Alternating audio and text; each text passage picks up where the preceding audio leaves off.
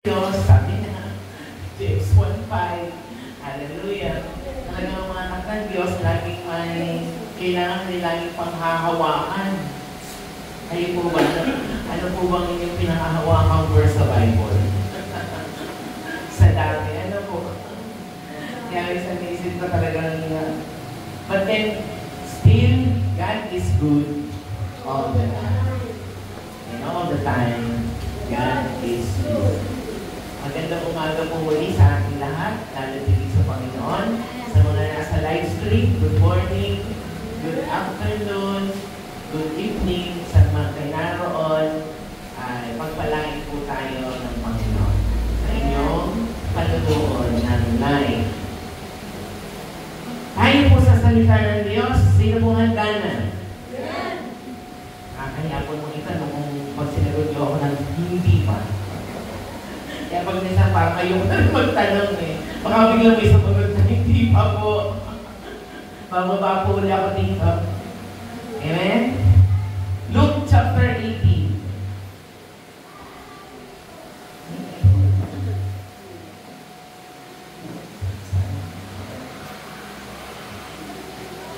Praise God.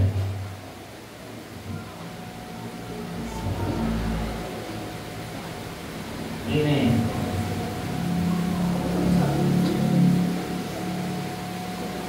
Luke chapter 18. Yan. Verse 1 to 8.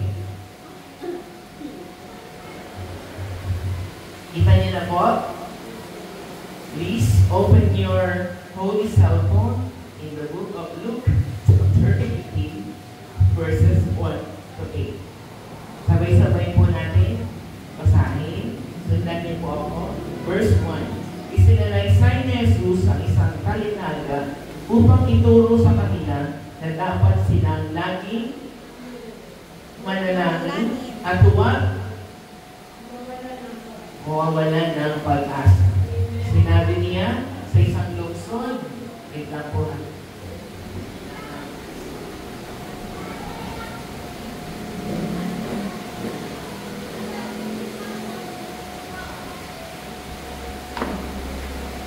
Verse 2, sinabi niya sa isang lungsod na may isang hukom na walang takot sa Diyos at walang iginagalang na tao.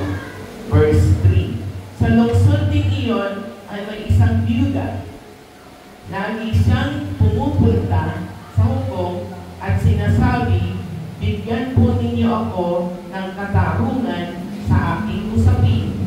Verse 4, tinanggihan siya ng hukom sa loob ng mahabang panahon. Ngunit nang magtagal ay sinabi ng hukom sa sarili, kahit ako'y walang takot sa Diyos at walang iginagalang na tao, ibinibigay ko na ang katarungang hinihingi ng biyudang ito sapagkat lagi niyang akong ginagambala at baka mainis pa ako sa kapupunta niya dito. Verse 6, at nagpatuloy ang Panginoon, pakinggan ninyo ang sabi ng masamang hukom na iyon. Ngayon, ipagkakait kaya ng Diyos ang katarungan sa kanyang mga hinirang na dumaraing sa kanya araw at gabi. Kaya sila'y kaya paghihintayin niya ng matagal. Verse 8, sinabi ko sa inyo, agad niyang bibigay sa kanila ang katarungan, ngunit sa pagbabalik ng anak ng tao, may daratnan pa kayang siyang mga tao may pananampalataya. Ito po ay isang talinghaga na ibinigay ng Panginoon sa atin between a widow and an unjust judge. Ano po ang ano sa verse 3? Ito po ay tungkol sa isang byuda na laging pumupunta sa hukom. At ang sabi po ng hukom, kahit ako'y walang takot sa Diyos at walang iginagalang na tao. So this is a story between the widow and the unjust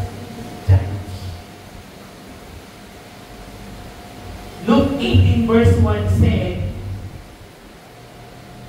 isinalaysay ni Jesus ang isang parabola o isang talinghaga upang ituro sa kanila that they ought always to pray and not lose heart. Huwag mawalan ng pag-asa. Sa iba po version, not to faint. Meron pang isang version, ang isang pang version is not, never give up. Sa mga iba-ibang version sa Bible, kung babasa niyo po ito, sabi doon, that they ought always to pray and not to lose heart, not to give up, or not to faint.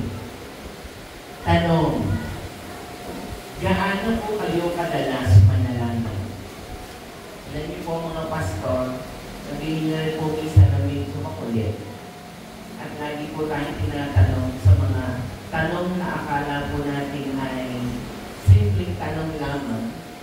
Pero ang tanong po ito ay napakahalaga, lalo tigit sa mga anak ng Diyos. Na lagi ko po ipinapaalala, maging sa sarili ko, kahit po sa sarili ko, paalalahanan po ang sarili ko na lagi akong magbasa ng salita ng Diyos at laging mananalangin. For the sake of Inglesero or English speaking, translate ko po yung sinabi ko, that a Christian will always read the Bible and pray every day. Simple lang ano po, kung pakikinggan po natin, this word or this phrase ay napakasimple na kahit po tayo'y tulog or pikit, kaya po natin sambitin. Read your Bible or read the Bible and pray every day. Ano po, di po ba? Kahit sa mga hindi tayo seryoso, nasasabi po natin ito, nababanggit po natin. Pero ang tanong, gaano kadalas ang minsan? Tama po? Check yourself. Ako man po ay lagi rin nag-check. Kahit po ako, God always checking on me. Anak, kumusta? Anak, gaano kadalas ang minsan pagbabasa at nanalangin sa akin? Marami pong narinig ang kwento na kapag ang anak ay pakulit sa anak, ano ginagawa ng nanay o ng tatay, sabi doon, napipilong. Ako. Di ba? Ay, tinatawa ang totoo pa na nakakalilig. Di ba? Parents, di ba? Pag ang inyong mga anak ay makulit, di ba nakakapita? Nakakapitun? Ay, ito kung judge na to, di ba nagdrawal yung anak, dumating, di ba nasusulat? Ibibigay ko na, at baka ako'y mapikon pa. Tama? Nakasulat ko, di ba? Normal, real talk. Real talk lang po. Di ba nangyayari sa buhay natin ngayon? Di ba? In reality. Di ba? Pag masyado ng makulit ang anak ang ginagawa ng tatay o ng nanay, pag tinira ka, hinabalan mo ako, paano di mo kabalahin? At hindi ako at hindi ako ma-distorbo, sige na nga, o itong piso, bahala ka sa buhay mo. O, piso pa lang yan. Eh, paano kung 5 piso na? Ay, ang mga bata ngayon, ang tatalito na. Tama po ako. Dati-dati po, nung panahon ko, ang piso mahalaga pa eh. Parang tanda-tanda ako na ano. 5 piso mahalaga pa eh. Ngayon, ang bata, pag bigyan ng piso, nasasabihin sa'yo, ano ba bibili ng piso ito? Ang candy ngayon, magkano na? O, sabi mga tindahan. Tatlo, yun, diba? O, ano po bibili ng piso mo? Kaya minsan nakakalat ang mga piso dyan. Kanina may nakita lang akong piso doon eh. Pero binampot ko, sayang. Diba? Sabi nung hukom, verse ano nga po ba yun?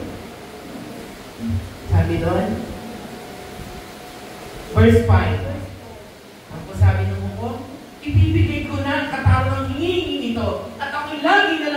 ginagambala. Diba? What a word? Ginagambala. Ayan, sa mga taga-Tayamas, alalalim na nitong Tagalog na ito, pero sabay alam nila ko. Diba? Ginagambala rin lang naman ako. Ibigay na natin. Ibigay ko na yung sagot. Ibigay ko na yung hinihingi nito. Ano sabi po doon? Sabi ng mga judge, kahit ako walang takot sa Diyos at wala akong ginaganan na tao, sige na nga. Tama? Magulang. Parents, hello. Diba? Halimbawa, may ginagawa ka, no? Nanay na lang ako kasi maraming nanay dito eh. Diba nanay? Nagkana ba? Sasakit na ba lang? May pag-ano pa yan. Eh, yung anak, lapit na lapit. Nanay, kayo yung piso, magdala yung lapo. Mamaya kami. Nagkusot pa ako. Kaya kayo, bala na. Maya mga after 5 minutes, lumapit ulit. Nanay, pwede yung piso, gutom na ako. Hindi mo ba nakikita? Hindi pa ako tapos? Nagpapalaw pa ako. Nanay, relief na relief. Tama. Ang mga anak, relief din. Tama. Ako lagi sa dyan, makulit. Grabe. Pag hindi mo tanggapin ang bigyan, ay gusto ko. Talagang parang may war of the world. Tama? Tapos, lumapit ulit after 5 minutes. Nanay, may 5 piso magmaya kalenda ako. Ano sabi ng nanay? Parang ako matahimik ko. Kung nagagalitin na sa'yo. Ang ginagawa na ako sa ginagawa ko. Bibigyan na nga kita. Oo, ayan. Oo, ayan. Tapos, ang sabihin, sige, tumay ka na dito. Ngayon ka dyan. Mas ka na dyan. Pwede na 5 piso. Bumili ka kang gusto mo. Huwag mo na akong gambalain. Tama po. Diba? Minsan nga, may magulang pang sa gigil ay hindi na ito yung damit. Nakita yun. Hindi ko pa rin. O diba? Hindi ka lang ginagawa pala, hindi ka lang nagtitinig po pala. Diba? Nagtitinig na? Ibang level na. Lahat sa gigil mo na nga eh. Ikaw ba naman ang kulitin? Ano po sinabi dito ang sinabi ng widow?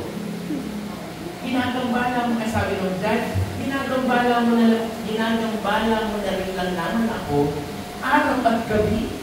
Ano mo sabi dito? Araw at gabi, ginagambala mo ko.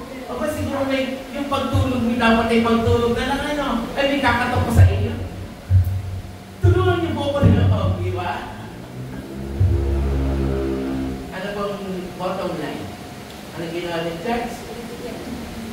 Ingipin ko namin kay Justin Bata. Ano niyo po yun? Hindi ko narinig yung word minsan. Bad word po ba yun? Justin Bata. Parang ano daw? Expression na parang hindi ko lang. Expression lang. Expression. May sasabihin ng magulang, bata nito. Sige na. So siguro, kulit-kulit at tikon na, nagdidilig ang paningin ng judge. Ay sige, ibinigay ko na. Ayan na, ang iyong hinihingi. Ayan na, matigil ka na. Bakit ko po ito naikwento? Kasi po, sabi po sa Luke chapter 18 verse 1, that a Christian should always to pray, laging mananalangin, at huwag wawalan ng pag-asa. Not to lose heart. Never give up. Kasi po, yan po dapat talaga ang attitude ng mga anak ng Diyos. Huwag tayong titigil sa pananalangin at huwag tayo agad-agad giving up. Okay po ba? Sabi po doon, huwag tayo bibigay agad. Kasi kalimitan po sa mga anak ng Diyos, hindi na kalimitan, lagi na to, lalagriin na natin. Pag nanalangin sa Diyos, humingi nito, kailan na uulit? Di ba na? Tama po ba ako? Kapag gusto isang bagay, nananalangin sa Lord. Lord, gusto ko nito. Talagang may pagluha pa, may pagluhod pa, minsan may paglulupasay pa sa harapan ng Diyos. Pero after 1 or 2 days, titigil na kayo ng pananalangin. Amen? Amen? Tama po ba? But this word today, ngayon po, gusto ko pong makita ninyo. Gusto ko pong i-picture nyo po na ang continuous prayer ay isang bagay na gawain ng mga anak ng Diyos na akala natin ay hindi maganda sa harapan ng Diyos. Amen po? Nakuha niyo po ako. Continuing prayer or ang pangungulit sa Diyos, yan pa nga po isang bagay na gustong-gusto ng Diyos sa atin. Alala po natin, kapag tayo lagi nananalangin sa Panginoon, sabihin natin ay, ayoko na, nakakahiya na sa Lord. Kasi lagi na ako nananalangin, na ganito, ganyan. Lagi ko humihingi ng ganito, ng ganito. Nagre-request ako ng ganito, ng ganyan, ng ganyan. Pero akala natin, nauumay na ay akala natin, nakakahiya na sa Lord kasi lagi yun at yun ang panalangin natin. Pero gusto ko pumakita ninyo sa umagang ito na ang pananalangin ng dire-diretso o ng tuloy-tuloy ay isang bagay na nakaka-glorify sa Diyos. Ito po ay nagbibigay ng kaluwalhatian sa Diyos. Wait. Kung anak, di po ba pag sa magulang, ang relationship ng anak at saka ng magulang ay ganon? Close, ano po? Abnormal naman po kung ako hihingi kay Kuya Jonathan na hindi naman niya ako anak. Maaaring pagbigyan niya ako once, pero twice, thrice, baka sabihin mo ba abusin mo ka ba, hindi mo kita anak? Nadugo ba kita? Tama? Normal? Ano kayo Jonathan? Agree ka po sa akin? Pag humingi ako sa inyo ng 5 piso mamaya, bibigyan mo ako. Pero sa susunod na hingi, bibigyan mo ba ako? Ha? Maraming isa, dalawa, tatlo, bibigyan niya ako. Pero pag ginawa ko ng araw-araw, diba, iinit na yan. Pero hindi. Baligtad tayo sa Diyos. Sa Panginoon, kahit tayo humingi araw-araw, araw at gabi, hindi nakukulitan ang Diyos sa atin. Pagkos, tuwang-tuwa pa siya kapag tayo ay laging nananalangin at nakikipag-usap sa Diyos. Bakit? Bakit? Ang isa pong dahilan kung bakit tayo ang mas may karapatan gawin ito dahil tayo po ay mga anak ng Diyos. At ang anak na ito ay binigyan ng karapatan na humingi lagi sa Panginoon. Tama po ba ako? It is our privilege. Pribilehiyo po natin na tayo po ay laging manalangin, makipag-usap sa ating Diyos dahil tayo po ay Kanyang mga anak. Siguro kaya nahihiya ka na humingi lagi at makipag-usap at manalangin sa Diyos dahil ramdam mo hindi Kanya anak. Tama po ba ako, mga anak? Diba ang bilis lumapit sa magulang? Dahil alam mo, magulang sila.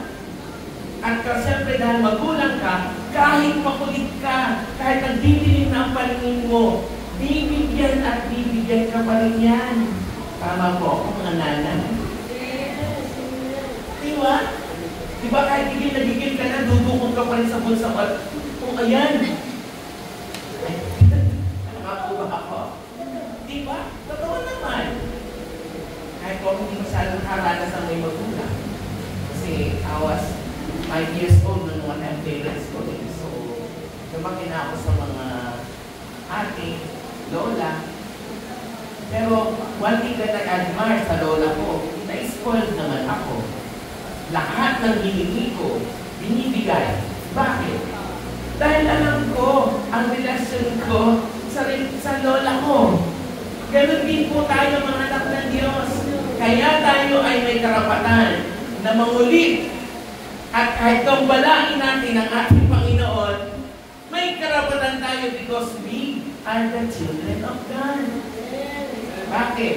Pinagdududahan niyo po pa rin ba hanggang ngayon na kayo ay anak ng Diyos? Pinagdududahan niyo pa po ba? Ha? Sino po makakapagsabi sa akin dito na o tataas ang kamay na 100% ako'y anak ng Diyos? O, mo walang tumataas ng kamay? O, di ba ano? O, sabihin, nagdududa pa kayo hanggang ngayon. Kaya, hiyang-hiya kayong gambalain ng Diyos. Remember ha, the book of Psalms said, my God, nor lumber, and no number, no sleep. Hindi natutulog ang Diyos. Tama po ba ako? Hindi po natutulog ang Diyos. Kaya siguro natutulog. Hindi natutulog ang Diyos, tayo ang natutulog. Tama? Amen? O, tanong po ulit, sino po dito ang makapagtataas ng kanang kamay at sasabihin na siya ay 100% sure na anak ng Diyos? Isa, dalawa, tatlo. Ano yun? Amen? Dahil anak tayo ng Diyos, may karapatan tayo. Kaya ang sabi ng Luke 18:1, huwag kayong manghihinawa. Huwag kayong titigil. Do not lose heart sa pananalangin. Amen po ba? Ay Luke 18 verse 1 pa lang yan. Amen po ba? Gusto ko po malaman at ipabatid po sa ating lahat na ang sabi ng Panginoon ay huwag tayong manghihinawa. Huwag tayong titigil. Huwag tayong mawawala ng pag-asa. Lagi po tayo o di ba tulog ang mga anak ng Diyos? Sabi ko sa iyo, mga tao lang natutulog eh. Di ba? Luke 18 said, sabi niya, huwag tayong titigil, huwag tayong mawawala ng pag-asa, huwag tayong manghihinawa sa diba? Gusto kasi mas masarap yung binibigkas tama. Pag binibigkas nyo, na diba ang dating sa puso. Kaya pag hindi nyo binibigkas, ibig sabihin, tinatamad kayo. Hindi lang naman tama, hindi lang naman ang sagot dyan. Tama? Kahapon po, nagbibiruan kami sa Mauban. Ay, salamat ka po pala sa mga sumama sa amin sa Mauban. Yung hindi po sumama, okay lang po yun. Alam ko po naman, nasabihin sa akin na my body is weak, but my spirit is naandun. Pero, mas masarap po kasama namin kayo. So, nagfiguran po kami sa kusina. Brother Christian, with due respect. Sabi ko kasi sa Bible, ang tamad ay wag. Nagbibiruan lang po kami. So, kasalanan po pala magiging tamad? Ano po? Kasalanan po lang magiging tamad? Pero may tatanong naman sa Diyos, ha? Kaya tayo pagtamad tayo, ito ano lang po ha, ito po yung kapag dito may ano lang po ha, ang isang anak ng Diyos kapag tamad, hindi nakakakuha ng pabor sa Diyos. Possible. Amen? Amen? Hindi naman ka-amen sir. Amen? So pag ang mga anak ng Diyos ay tamad, hindi nakakakuha ng pabor sa Diyos. Tama? Bakit? Kasi nakalagay sa Bible ang tamad, wag. Pakainin. O, counterpart, gluttony sa sin naman.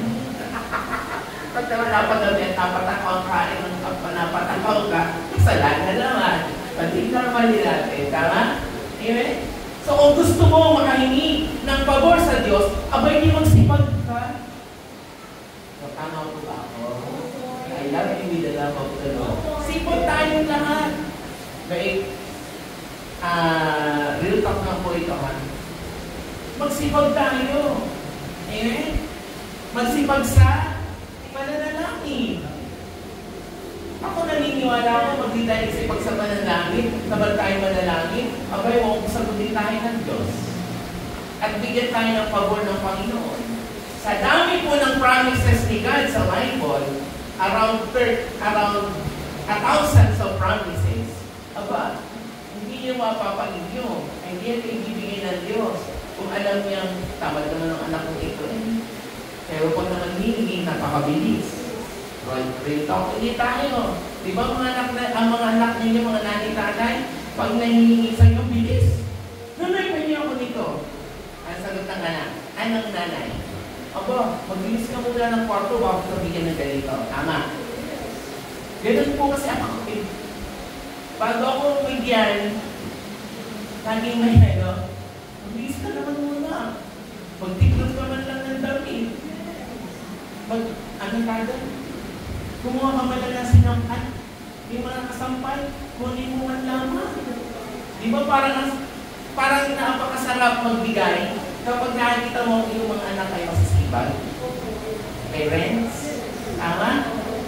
Ba't natawa ka? Real talk lang po ito.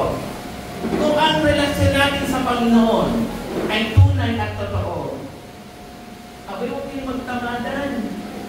Real talk, hindi bibigay ng Diyos ang inyong answer ng prayer ninyo kung kayo tamad. Pero pag meron kayong gustong hilingin, tama? Nagpapadula sa Lord, nagpapa-impress sa Diyos, o Lord, kita mo naman, tama? O, di ba ganun din tayo mga anak? Para ma-impress si nanay, nakaupo, magtitimpla ko ng kape. O kaya naman ni tatay, nanay, I love you. Tatay, I love you. Pero I love you niya, may katapat na 100. Uy, 100! Oh, laki na! Thank you, Lord! Ayaw kong maturo. Kasi baka pag tumuro ako tatlong bansa. Bato-bato sa langit, tamaan buol. Amen? Diba? Tayo mga anak ng Diyos. Diba? Pag magandang gawa natin, tama ang ginawa, masipag sa harapan ng Diyos, ang gagawin ng Diyos sa atin? Ipipigit pa ang mata niya para hindi niya bigay yung gusto natin? Hindi. I think and I believe kapag ang mga anak ng Diyos ay ginagawa ang pinagagawa ng Panginoon, manalangin ka, at that moment, He will give you the answer. Di ba mga magulang, pag masipag ang anak, sarap kain sa McDonald's, o kaya i-trip sa ganito, o ibili ng bagong damit, pang make-up. Yun! Bakit po? Tama? Tama po ba ako? Mabilis ibigay ng Diyos ang sagot sa ating panalangin. Kung amen po. Ay, nangyayari po sa mga anak ng Diyos, hiling ng hiling. Prayer ng prayer. Lagi namin pag-usap sa Diyos. Mabilis kapag may gusto. Tama? Hiling ng hiling na sa Diyos. Hindi mo naman ginagana pangkalooban ng Diyos niya dito sa lupa. How come? Diba, parents? Ibibigay niyo po ba sa inyong mga anak ang kanyang hinihiling kung nakikita niyo napaka-slow o napakatamad ng inyong mga anak? Hindi. I do believe hindi. Baka sabihin niyo pa, sige, ibibili kita ng bagong motor. Cool! O, diba naging may cool? Tama? Nanay, bili pa rin ako ng bagong damit. Sige, ibibili kita ng bagong damit. Cool! Tama, nanay? Parents? Tama? Pero, amen? Kaya the word of the Lord encourage us, gusto ko pong ipakita sa ating lahat kung gaano ka-effective ang laging pananalangin at hindi tayo titigil. Para lang din po yan sa parable this one, sa Luke 18. Yung widow, talagang ginagambala niya yung God. Araw at gabi. Siguro sa araw, tulungan niyo po ako. tanghali, katugulit, hapon. Imagine mo gabi. Baka sabihin mo, well, matutulog na ako, ginagambala pa ako ito. Sandali. Bababain ko na. Di man ako pag-gigil pag minsan.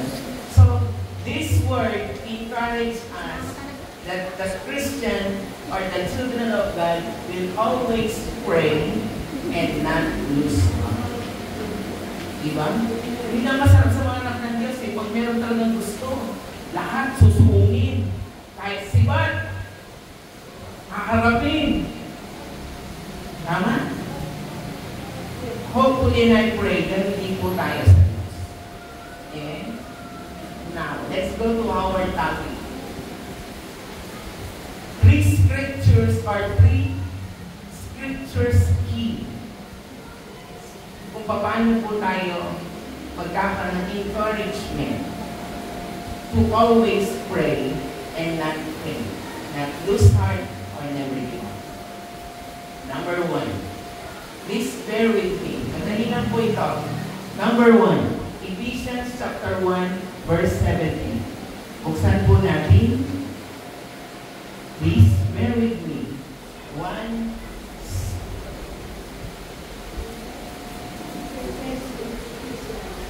What's Ephesians 1:17? 1:17. Ephesians 1:17 said, idinadalangin ko sa Diyos ang ating Panginoong Yesukristo, ang maluwalhating Ama, na pagkalooban niya kayo ng espiritu ng katarungan at pagpapahayag tungkol sa Diyos upang lubos niyo siya makilala.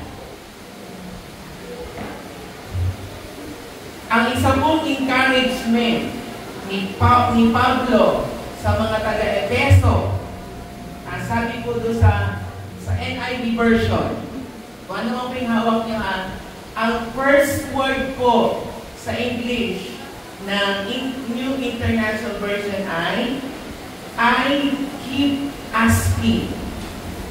I keep asking. Kasi po sa Bible ko, wala pong nakalagay na I keep asking. Yun po ang panalangin ni Pablo sa mga taga-Efeso. Ang sabi ni Pablo, ako na laging nagtatanong, I keep asking the Lord. Na ano po, ang laging panalangin ni Pablo. Si Pablo po ay laging nananalangin over and over and over and over and over again. Hindi po siya tumitigil ng pananalangin sa Diyos na bigyan ng that the Lord will grant the Ephesians that they may have or grant them or give them the spirit of wisdom. Bakit po kaya? Why? The spirit of wisdom and of revelation in the knowledge of God. Di po ba sabi sa Romans, sino po nagtuturo sa ating manalangin kapag hindi natin alam? Alin po? Banal na Espiritu. Kaya lagi pong tinadalangin at pinapanalangin ni Pablo sa mga taga-Ephesians ay lagi silang i-grant ng spirit of wisdom.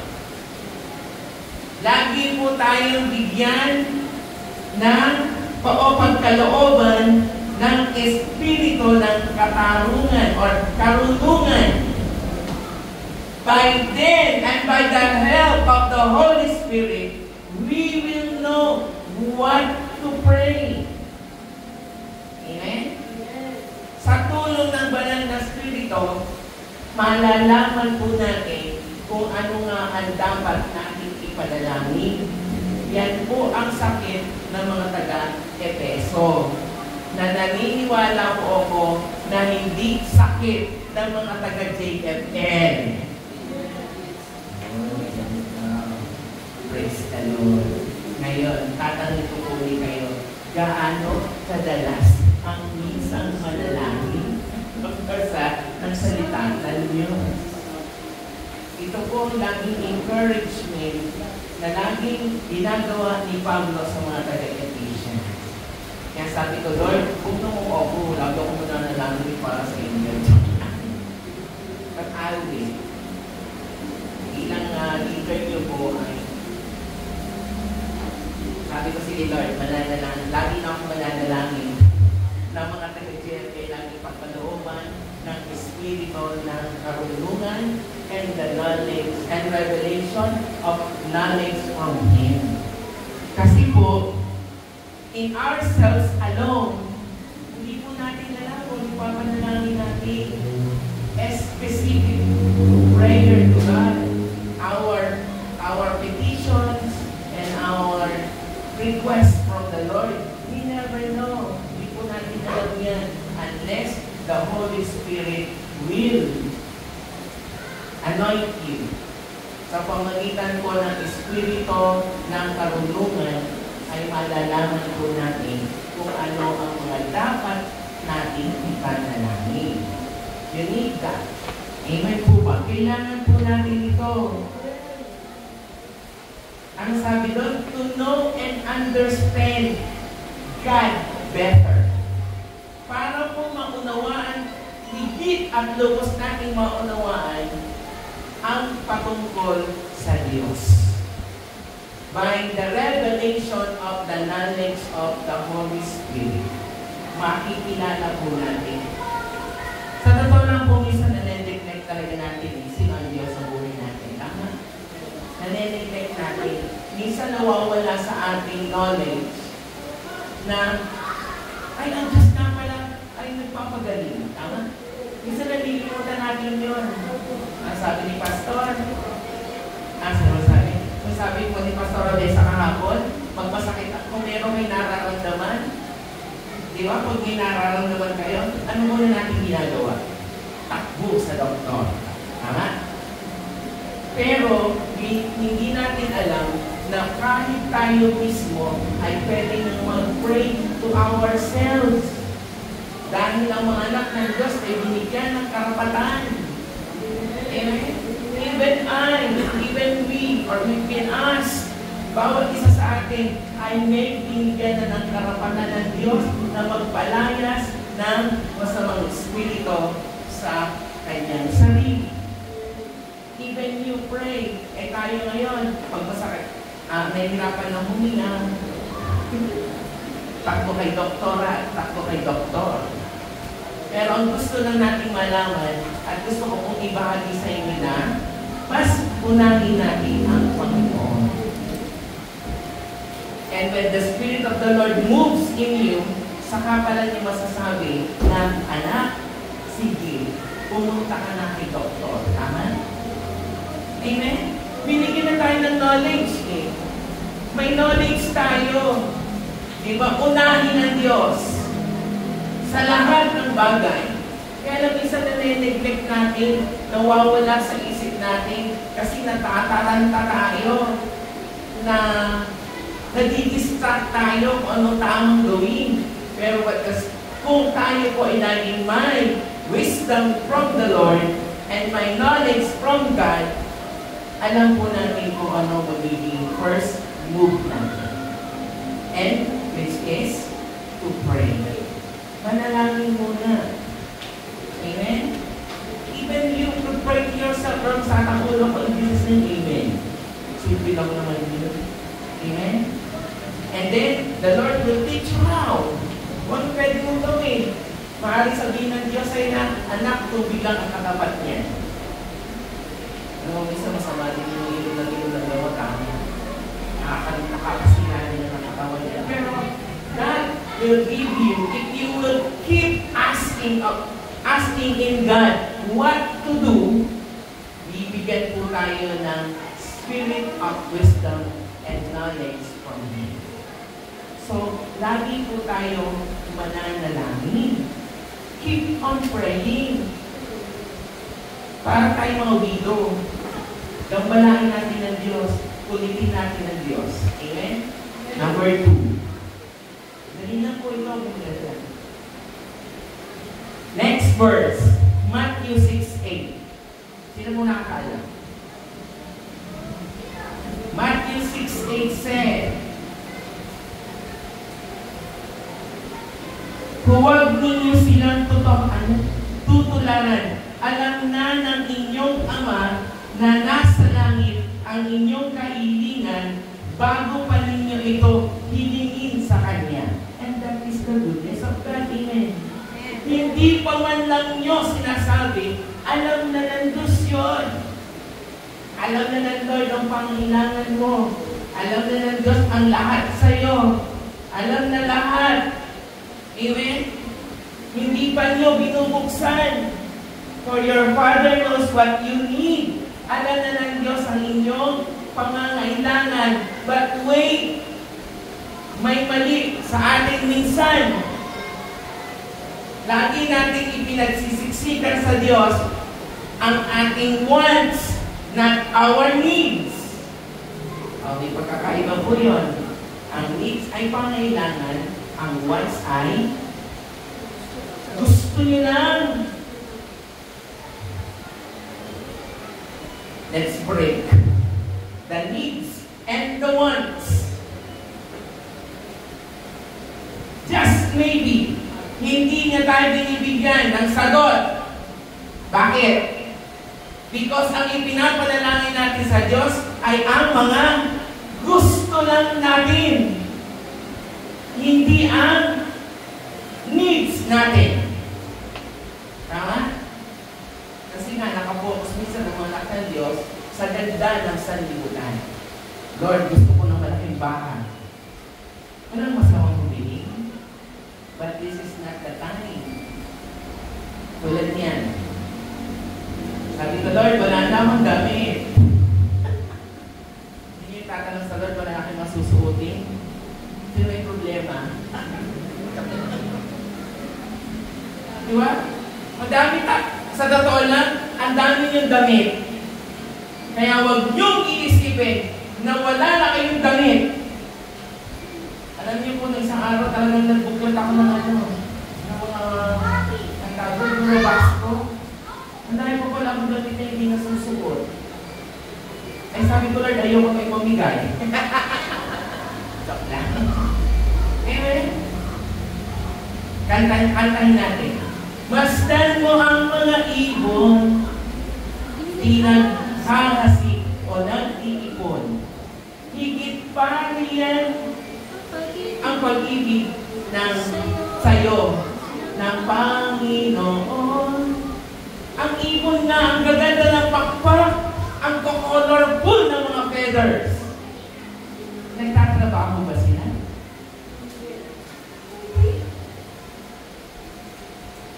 That is the grace of God. Sometimes our prayer ay nakafocus sa wants lang natin. Alam niyo po, minsan tinuturuan talaga rin tayo ng Panginoon na maging tama or maging tama minsan maging tama ang ating pananaw sa buhay. Marami pa tayong damit na may sinusuot, promise. Akala niyo lang pangit, akala niyo lang di maganda. May problema sa damit. Wala. Mas importante ikaw kaysa sa damit. Pero kung naman pupunta dito naka-waiting suit, ha? Kung baka nakapangkasal, o nakapang... Ano sabi? Dress properly. Ilan naman. Amen? Madami tayo. Hindi na natin, minsan, ang focus natin sa panalangin, yung mga gusto lang natin, tama? Lord, gusto ko nito. Lord, gusto ko nito. Gusto ko niyan, gusto ko niyan. No. God focuses on what you need and not your wants. Isa na, naranasan niyo po ba ito? Pag nananalangin, nilalagay niyo pa ng mga bubulaklak na salita. Pinapaganda ang mga iniinig. Nakakala mo yung mai-impress ang Diyos sa iyo. Kasi mga tao, nahilig magpa-impress. Kailangan, ganyan. Tama? Hindi na kailangan ng Diyos yung mga babulaklak yung salita. Ang gusto ng Panginoon, you, magpakatotoo ka. Be true to yourself. Eh, ang ganda nga ng Matthew 6:8 eh. Hindi mo pa nga daw sinasabi. Hindi mo pa iniinig. Alam nila ng Diyos ang kailangan mo. Tama? Alam nila ng Diyos yun. Kaya huwag lang lagyan ng mga babulaklak na salita. Huwag na kayo magpa-impress sa Lord. Baka yung minsan na, baka yung mga bulaklak na salita, nabuwas pa sinungaling tayo. Amen? God knows what you need. Sabihin po sa inyong kalapit, alam na ni Diyos ang inyong pangailangan. Amen po? Alam na ng Diyos yan. Amen?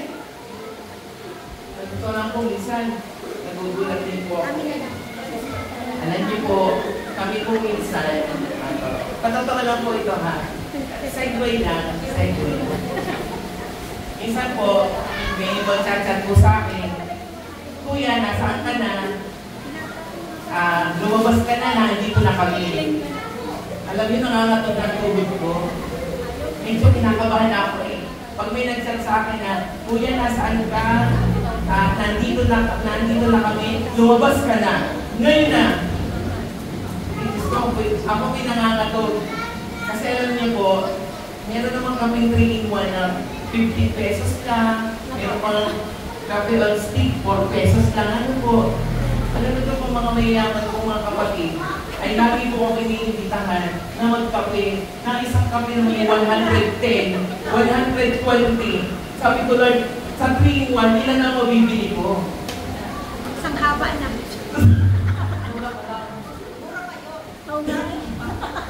Pero ano po yung ginagagala ko doon? Ang ginagagala ko ay, because mahal ako ng Diyos, the Lord loved me, and I know that God provides. At saka, lagi po minsan sa mga anak ng Diyos, kailangan talaga natin nakikipag-usap lalo sa Panginoon. Parang sa friend, monthly, talk. Kahit ano lang, kwento ka lang, sabi ka lang, ganon, and everything will be alright. Pero ako sa bahay, talagang hihinahin ako kasi, Lord, 120 na kami. Pero ang nagbigay naman sa akin ay satisfaction. Sabi ko, maganda talaga yung lang minsan nag-uusap kayo. Sa magkakaibigan nga, lagi magkakausap. At saka yung oras, because time is precious. Ano yung tatlong T? Time, talent, and treasure. O diba yung tatlong T na yan? Eh, yung treasure, meron sila. Talent, meron ako yung lahat. And time. We have to spend more time to God. Okay? Kung tayo ay nag-spend ng maraming oras sa kaibigan, we should spend more time to God. Amen po? Amen. Alam na ng Diyos yun. Alam ng Diyos kung ano ang ating mga pangangailangan. Bago ka palang lumuhod, bago ka palang sarang pikit mo, ay, pipikit ang iyong mata. Bago pa ipikit ang iyong mata or lumuhod sa harapan ng Diyos, hindi ka pa nagsisimula. Alam na ng Diyos kung anong pangailangan natin. Amen? Yes. Alam na ng Diyos yun. Kaya wag hindi niyo kailangan magpabulaklak ng mga salita, yung mga nagdadala ng sugar coating. Ano sa? Flower word or flower language for the sake of English, yarang palaka. Flower language. Flowery word. Huwag na, hindi namin kailangan magpa-impress sa Diyos. Pasabihin niya na lang, Lord, kailangan mo ito, period. Lord, ganito, ganyan. Hindi, alam mo, Lord, ang guwapo mo. Ang laki ng pang ganyan. Hindi na kailangan yun. It doesn't mean that. Kaya dahil bago pa namimigil, alam na ng Diyos ang inyong mga pangangailangan. Look at the word need. Need. Not once. Kaya huwag kayo umasa minsan na kapag kayo nanalangin, hindi sinagot ni Lord, Kasi yun ay hindi nyo need. Yun ay wants nyo lang. Amen po? Wants nyo lang yun. Amen po? Psalms 147 verse 4. Tingnan niyo po yung nakalagay dyan. Awit, chapter 147. Buti may tawag dyan, busog na ako. 147. Nilipukas. Verse 4. Alam niya, natitiyak ang bilang ng mga bituin, isa-isang tinatawag sa pangalan itinuturing. Imagine niyo, yung palang mga bituin sa langit, may kanya-kanyang pangalan. Kaya yung bilangin ka. Bilangin mo ang bituin sa langit. Kaya yung bilangin? Hindi. Hindi nyo kaya bilangin, pero may kanya-kanya siyang pangalan. How much more tayo? Wala pa tayong 100 dito. Tama? Kilala ng Diyos ang bawat isa sa atin. Kilala tayo. Ni bilang nga ng buhok natin. Alam niya how much more kung tayo laging nalapit sa Kanya ay hindi niya ibigay. Tama? He knows everything. Ito lang ito nabasa. Kagabi ko lang ito nabasa. Ang mga bituin ay may kanya-kanyang pangalan. Oh my God. Napakarami kayo bituin. Eh, alam ko lang, constellation ang alam ko ano. May Big Dipper, may Little Dipper, may ganito, may Orion, may ganyan. Pero imagine mo, bituin sa langit, may kanya-kanyang pangalan. Ang gagawin niya? Tinatawag niya isa-isa. Amen? O, paano pa tayo?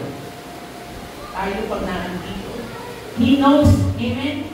Because God wants us to know, gustong malaman ng Diyos na siya ay omniscient God. Ano ba sabihin ng omniscient God? Omniscient God is all-knowing God. Omnipresent is a present God, omnipotent and omniscient God. FYI, tatlo yun. Omnipotent, omnipresent, and omniscient God. Omniscient God means all-knowing God. Yun ang gusto iparating ng Diyos sa atin. All-knowing. Alam niya lahat. Everything. Every details of our life. Alam niya. Walang nakatago sa Diyos. Amen. Wala. Because God is omniscient God. He is all-knowing God. God knows you. God knows me. Ang kilala ng Diyos ako. Kilala ng Diyos kayo. Kilala ng Diyos lahat ng tao sa mundo. Bilangin niyo kung ilan ang population ng mundo. Sa Pilipinas lang ay 1. Ano ang population ng Pilipinas ngayon? 100 million natin. Ay buong mundo. Kilala ng Diyos yan. Alam ng Diyos yan. Amen po. And last but not the least, Luke 18:1. Balik po tayo sa pinagdala natin sa una. And he told them a parable to the effect that they ought always to pray and not lose heart. Keep on praying. Keep on praying. Amen. Amen po. Keep on praying.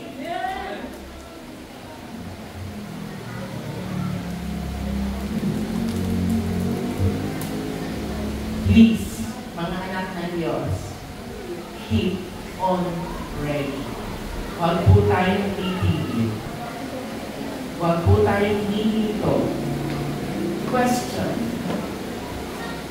Dinidinig po ba talaga ng Diyos ang panalangin? Dinidinig po ba talaga ng Diyos ang ating panalangin? Amen! Yes, amen! Hindi tayo bibigyan ng Diyos ng no. He always say yes. Huwag kayo pong titigil. Sino po nakalala ng turo ko last week about Damien? Ano po nangyari kay Daniel? Ano po yung pinanalangin ni Daniel? O yung nagbubuklat ng notes? Daniel, chapter 10. Bakit inabot ng 21 days ang pananalangin niya o bago niya makuha yung sagot sa kanyang panalangin? Bakit? Why? Kasi even God said, kahit nung unang araw pa lang, first day pa lang, alam na ng Diyos at ibinigay na ng Diyos ang sagot. Bakit hindi nakarating kay Daniel? Nakarating pa after 21 days. Why? Meron tayong pakikipagdigma pag tayo nananalangin. Lagi tayong may war, may battle. Anong ginawa po ng anghel ng Diyos? Si Michael. Anong ginawa? Tinulungan na.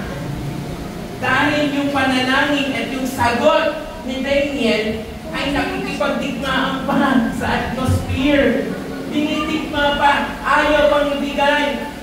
Pinipilit na hindi makarating kay Daniel. Pero ano sabi ko? First day pa lang sinagot na yan. Why? Because when we pray, may mga battle na nagaganap. Hindi siya nakarating agad kasi pinipigilan ng King of Persia o ng prinsipe ng hangin dito. Kaya hindi agad siya nakarating. Kaya ang ginawa ni Michael, tinulungan na para makarating kay Daniel yung answer. Ganyan po tayo. Kaya po laging i-encourage tayo na keep on praying because when we stop, pag tayo'y tumigil, nahihindar na ang sagot. Kaya kailangan lagi po tayo mananalangin. Ang tanong, how often you pray? Tanong po ulit, how often you pray? Gaano po kadalas kayo manalangin? Pag-uli natin, how long you pray? Aminin po natin, hindi ka umaabot ng isang oras ang panalangin natin, right? Hindi ka umaabot ng isang oras. Pagpababahin natin, 40 minutes. 30 minutes. How long? 20 minutes. Pwede na.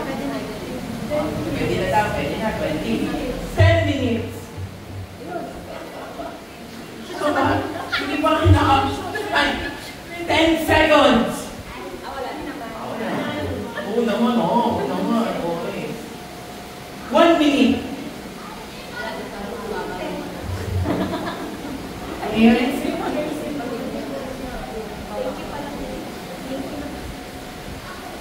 Amen?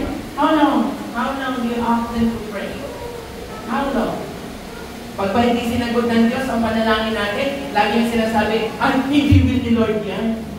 Diba? Ginag-justify pa natin minsan ang panalangin natin. Ay, kaya binibigay ni Lord kasi hindi naman yung will. No, hindi ito question na will ni Lord ang prayer niyo o hindi. Hindi po yun. According to Daniel, nanalangin si Daniel, first day pa lang kung ano yung panalangin niya, sinagot na agad. So it doesn't matter if it is will of God or not. Because ang alam ko, mga anak ng Diyos, pag nananalangin, will ng Lord lagi yun. Amen? Amen po. Kasi ang panalangin ko, minsan sinecheck din yung motive natin, right? Sinecheck din yung motive natin eh. Pag humingi ba ako ng mansion, bibigay niya ng Lord sa akin? Oo naman. Di ba? Ibibigay ng Lord yun in His time. Not now. Kasi wala nang tayong gagawin kundi ang sagot po ng panalangin natin is yes, no, and wait. Lagi tayo nasa waiting period. At ang waiting period na to, dito nagsisimula ang battleground. Battle of Armageddon. Amen? Should God say yes to your prayer? Oo naman. He always say yes. Paano po masasagot ng Diyos ang ating panalangin? Ano po gagawin natin? Keep on praying. praying. Always pray. And not to lose heart, not to faint, and never give up. Amen po? Just keep on praying. No matter what, no matter how, or no matter what, just keep on praying. And the Church of God will say, Amen. keep on praying. Keep on praying, mga kapatid. Keep on praying. Doesn't matter if it is 10 seconds, 30 seconds, 1 minute, 1 hour. Praise the Lord. Basta, keep on praying. Amen? Keep on praying. Amen. Amen. So, tandaan niyo po yung tatlong verse na yan. Ephesians 1:17, Matthew 6:8,